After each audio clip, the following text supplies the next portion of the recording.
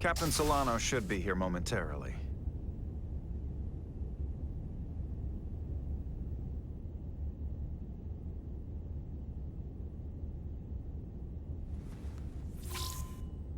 You'll have to forgive me, I don't know much about Kobleods.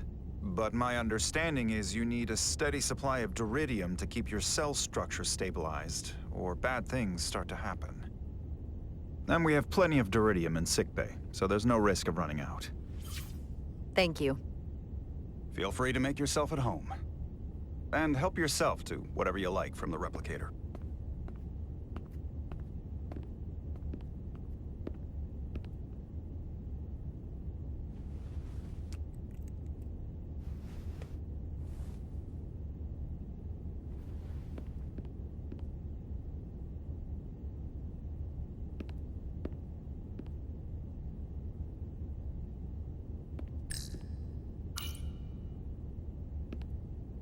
He's still got a thing for trains. The warp engines of their day, apparently.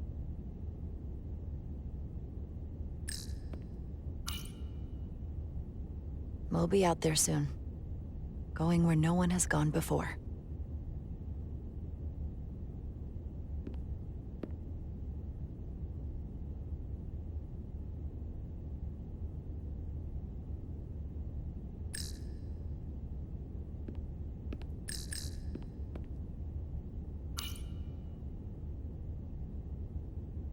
I can't believe he keeps this around.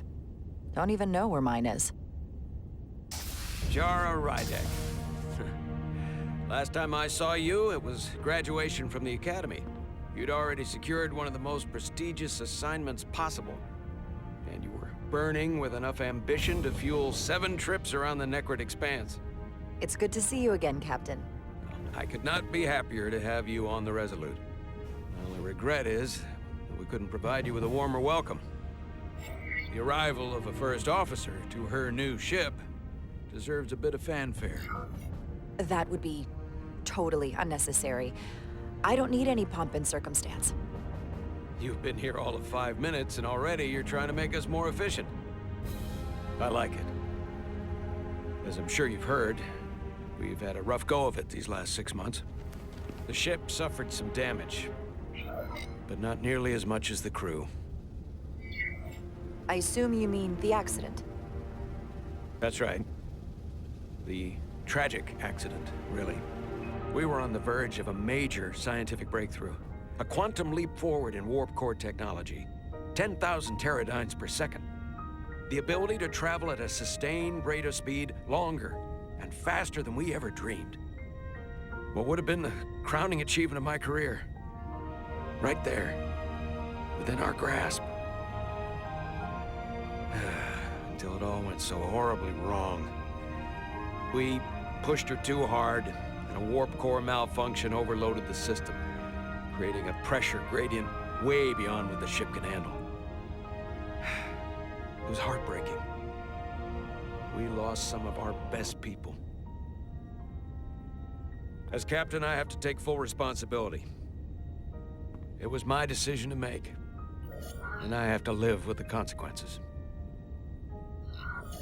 We all know the risks when we sign up. There are no guarantees. As much as we tell ourselves otherwise. True. But as captain, my job is to mitigate and manage the risks as much as possible. And that's where I failed. In my defense, I will say, I might have avoided the whole ordeal if my senior staff had been willing to trust me. There was a lot of pushback from my former XO, and I think that cost me his confidence. I don't want you to pull any punches. Certainly not on my account. But once we decide on a course of action, I need everyone to fully commit to the mission. Anything short of that just won't work. And that's when things start to go sideways. Whether I agree or disagree, I can promise that I'll be honest to a fault. Good. That's exactly what I'm looking for. But at the end of the day, it has to be my call. Look, I'll be blunt. We can't afford another mistake. Or at least, I can't. I feel like my career is hanging in the balance here. We need a win. Something to restore the crew's confidence. I understand. On a more positive note, Starfleet has tasked us with what they're calling a mission of the highest priority. Escorting a senior diplomat to Hotari space. Two previously peaceful and otherwise non-aggressive civilizations now find themselves on the brink of all-out war. So it's a peacekeeping mission. I see it as a golden opportunity to not only prove what the Resolute and her crew are truly capable of, but also a mission for which we're uniquely qualified. This ionic storm. Our long-range sensors suggest it's several orders of magnitude stronger than anything on record.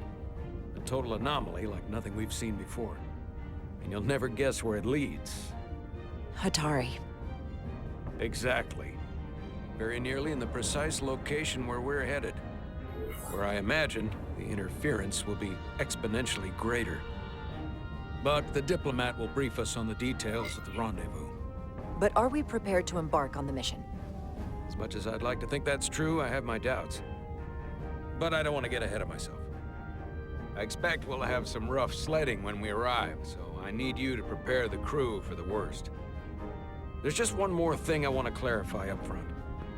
The metric that for me will be the ultimate measure of your success. What is it?